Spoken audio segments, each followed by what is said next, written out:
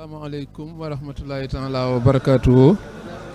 kon yéen ñi doon topp njàng mi fii ci salle bi ci kër Sëñ Touba gi ci fukki fan ak juróom-ñett di bisub tey ci weeru koor gi dëppook bisub àllarba kon ni ngeen ko gisee njàng mi àgg na desatul dara lu dul nit ñi yeewiku su ko defee sëriñ bi itam dellu këram gunge gi nga xam ne tamit kuréel ñoo ko war a gunge dégg ngeen ko ñu ngi koy waajal loolu bu àggee dara desatul lu dul xëy na jottali leen programme bi nga xam ne suba ak jàmm incha allah danañ ci jublu muy njàng moo xam ni suba kuréel 2 bu Touba ñoom ñooy ñi nga xam ne ñoo koy aye ñi nga xam ne tam ñoo war a gàttandu sëriñ bi mooy kuréel bu Kaolack ñooy ñi nga xam ne ñoom ñoo war a gàttandu sëriñ bi ñoo koy gunge tamit kon suba ak jàmm incha allah kuréel 2 bu Touba la ci fukki fan ak juróom-ñeent ci weeru Ramadan ñi nga xam ne tamit mooy kuréel 2 Touba kon ñiy gunge sëriñ bi di ko gàttandu mooy kuréel bu Kaolack tey nag niñ leen ko waxee kuréel bu Touba ñoom yoroon njàng mi su ko defee njàng moomu mat na sëkk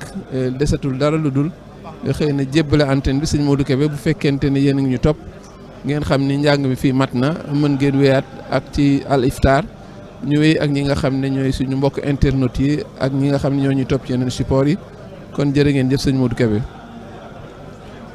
Fidèles téléspectateurs qui nous suivez et ceux qui sont également réguliers sur les autres supports pour suivre ce programme en ce 18e jour du mois lunaire de Ramadan qui coïncide avec le 20 avril, excusez-moi.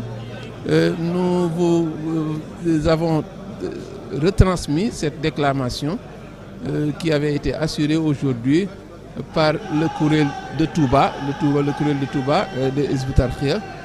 Ce kuréel donc qui a eu à déclamer les Khassaïd devant le Khalife. Et le programme de demain est un programme tout aussi alléchant puisque ce sera le kuréel 2 de Touba qui sera à l'honneur et le groupe qui va accueillir le Khalife et le raccompagner, c'est le groupe des chantres de la Zahra Hizbut Tarqiyyah de Kaolack. Nous passons à présent à notre relation sur les écrits de Cheikh Ahmadou Bamba et aujourd'hui nous avons choisi de vous parler d'un titre également qui est un chef-d'œuvre. Il s'agit de l'Himayene Bachirine. L'Himayene Bachirine, figurez-vous, également comme dans beaucoup d'autres titres, c'est l'incipit du poème. Ce poème qui commence par l'Himayene Bachirine, c'est pourquoi dans la plupart des cas, les gens évidemment ont choisi de dénommer ce Khassaïd, n'est-ce pas, ce Khassida, l'Himayene Bachirine.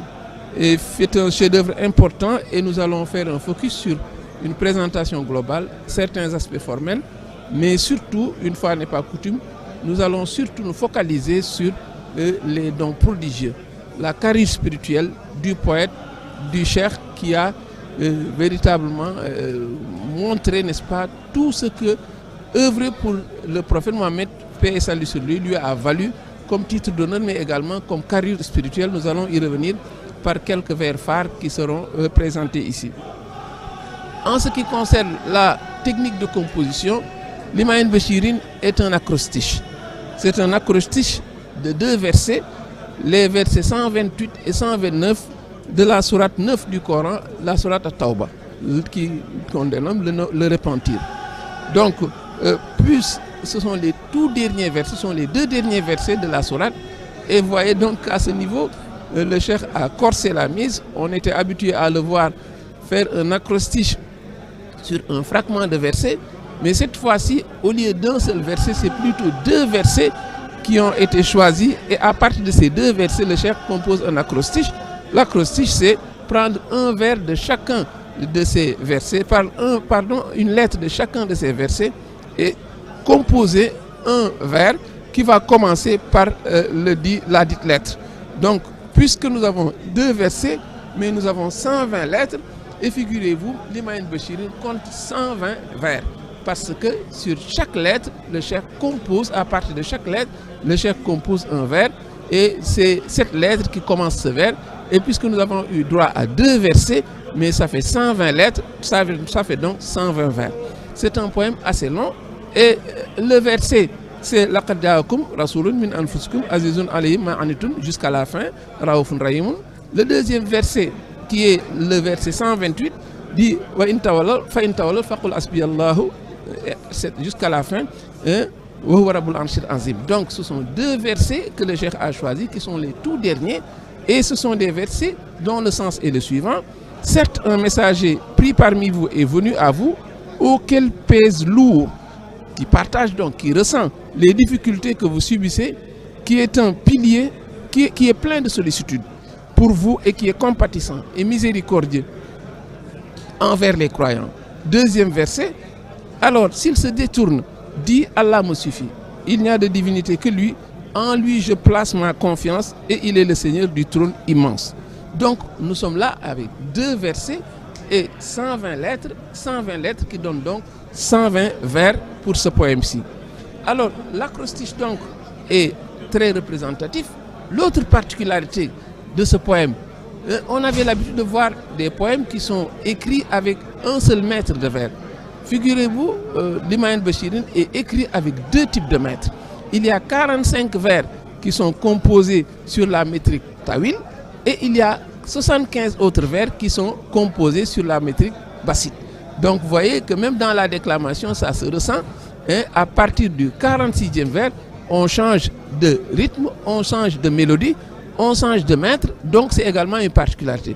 Et souvent, c'est une chose qu'on n'a pas l'habitude de voir, peut-être dans un poème comme Min al-Khadim ila al-Makhdoumi, où le cheikh commence par la métrique Basit et termine par la métrique Rajaz. Mais c'est une pratique qui est très rare et que l'on voit très peu, mais c'est la preuve donc que le cheikh, n'est-ce pas, a plus d'un trou dans son sac, il a plus de cordes, il a plus de cordes dans son arc, donc il a beaucoup de cordes à son arc et il peut, n'est-ce pas, faire, n'est-ce pas, des combinaisons, n'est-ce pas, insoupçonnées, mais c'est la preuve de sa maîtrise de la langue arabe. En ce qui concerne le préambule également s'ouvre sur la formule A'ouzou billahi minash shaitanir rajim, où le cheikh demande à Allah de le prémunir contre Satan le lapidé. Ensuite, il y a des formules qui sont des versets, qui sont des prières ardentes pour le prophète et qui rappellent également le verset Laqad ja'akum jusqu'à la fin. Ensuite, ce sont des prières formulées par le poète pour que Allah le préserve de tout être qu'il n'agrée pas, ou bien de toute chose qu'il n'agrée pas. C'est également un signe, n'est-ce pas, important de sa carrure. Ce sont des prières également où le cheikh dit suscite par les lettres de ce poème la joie du prophète. Donc il prie pour que ce poème soit la joie du prophète, cette béatitude tant recherchée pour ce prophète, et fait de ce poème, dit-il, le meilleur agrément, fait de ce poème qu'il soit le meilleur agrément et la plus grande béatitude pour le prophète Mohammed, paix et salut sur lui. Donc là également, nous insistons sur le préambule parce que le préambule également est très développé. Il y a beaucoup de choses qui sont convoquées dans ce préambule. En ce qui concerne maintenant le plan de présentation que nous avons choisi, c'est un panégyrique, c'est vrai.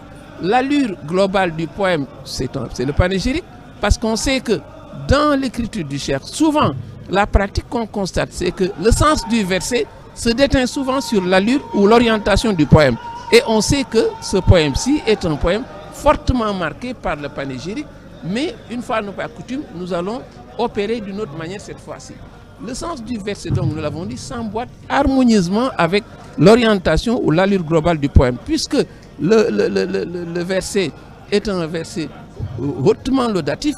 L'allure du poème est un poème panégyrique, est un poème qui est très laudatif.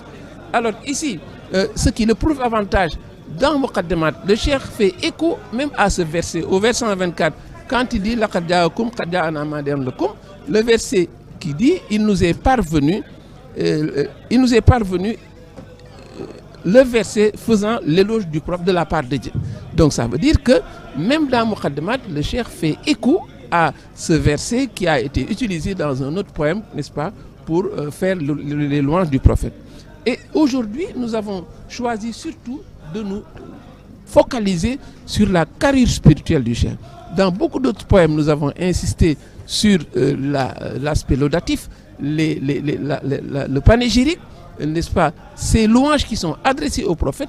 Presque c'est une constante dans tous les poèmes que nous avons vus.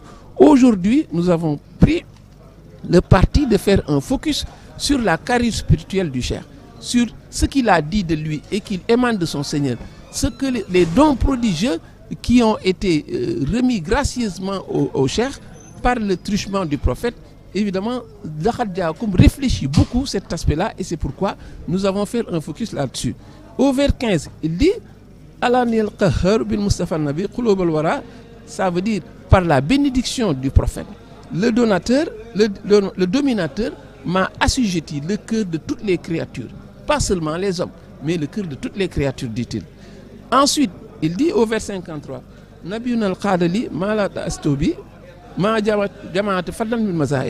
notre prophète m'a accordé des dons qui m'ont fait accéder à l'indépendance, conduisant avec moi la communauté des fidèles, et ceci est une faveur dans les bienfaits. C'est la preuve donc que c'est un poète, c'est un homme de Dieu universel, mais également qui embrasse tout l'univers par les dons prodigieux qu'il vient de son Seigneur. Il dit également au vers 63, je jure que je suis à demeure l'ami et le bien-aimé du prophète, et ce qu'il aborde, je l'exècre. Vers 64, notre prophète, l'élu le plus pur, Al-Mustafa, la meilleure des créatures, est mon objectif dans toute chose, et ce qu'il honit, je le conspue.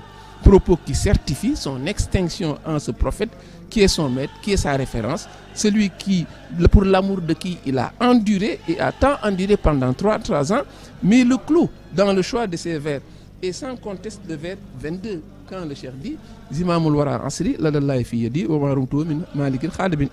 Dieu a mis à ma gouverne la destinée des créatures de mon époque, et Dieu honore volontiers les requêtes que je lui adresse. Ça, c'est le vers phare, c'est le vers qui est véritablement le clou, mais le vers le plus actuel, celui qui est le plus proche de nous, et celui où il dit Bil Mustafa liban al Qudus madrasatan biha yazul aza wal jahl wal kabadu. Par la grâce du prophète, l'élu le plus pur Al-Mustafa, le très saint Al-Quddus m'a gratifié d'un centre d'études et d'enseignement qui dissipera le malheur, l'ignorance et l'instabilité. Et on a beau dompter les esprits, mais nul ne peut manquer de penser à cette grande université que le calife est en train d'édifier au nom de Serigne Touba. Puisse Dieu faire qu'il le termine et qu'il y ait encore d'autres œuvres qui seront au bénéfice de tous les disciples, au bénéfice également de l'envergure de Serigne Touba. Merci de nous avoir suivis. À bientôt et bon Ramadan.